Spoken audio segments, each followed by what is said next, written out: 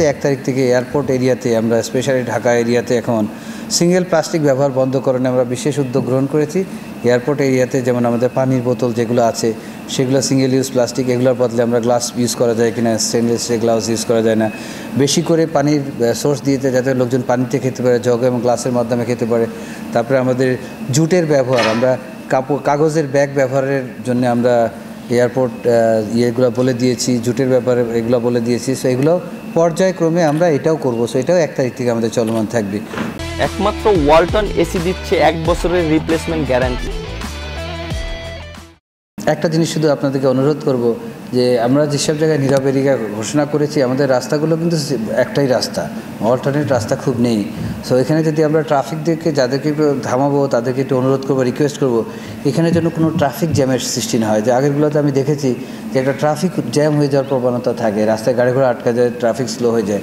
So আপনারা আগের দিন আমরা মিটিংয়ে আলোচনা করেছি, আমাদের সাংবাদিক প্রিন্ট ইলেকট্রনিক মিডিয়া ভাইদের জন্য বলেছি, ভাই বোনদের জন্য বলছি যে এই জিনিসটা ওনারা অলরেডি ক্যাটার করেছেন যে কোন জায়গাটায় ওনাদেরকে থামিয়ে ওনাদেরকে বলে রিকোয়েস্ট করে বা অনুরোধ করে যে কাজটা করব সেই জায়গাটা যেন মেইন রাস্তা দিয়ে ফ্লোটা দিয়ে ট্রাফিক যায়, সেই ট্রাফিক ফ্লোর কিন্তু বাইরে থাকতে হবে।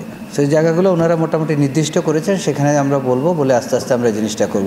হয়তো একদিনেই আমরা রেজাল্ট পাবো না, কিন্তু 1 তারিখ থেকে আমাদের যদি সামগ্রিকভাবে সবার প্রচেষ্টা থাকে তো ইনশাআল্লাহ শর্ট টাইমের ভিতরে দেখবেন যে খুব ভালো একটা রেজাল্ট পাবো আমরা।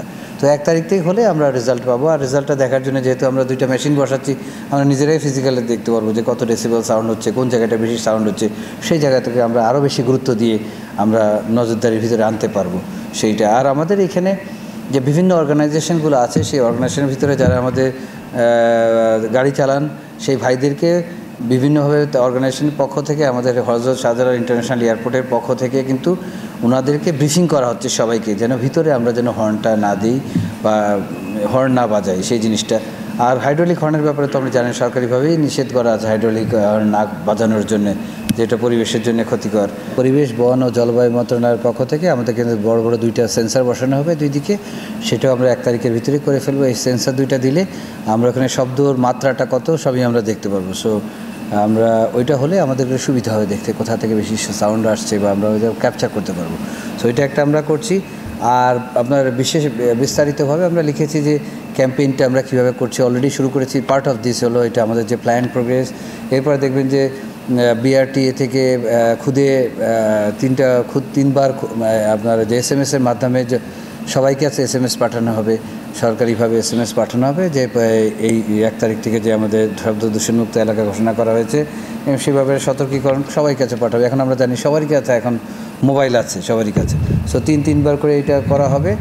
এবং আরও কিছু আছে, লিফলেট, বিলিবাতন, এগুলো আমরা করেছি, এগুলো প্ল্যান করা আছে, অত ডিটেলস বলি নাই যেহেতু আমাদেরকে প্রেস রিলিজে এটা দেওয়া আছে। সাথে সাথে আরেকটা জিনিস আপনাকে বলি নাই, সেটা এখন কভার করি, সেটা আমরা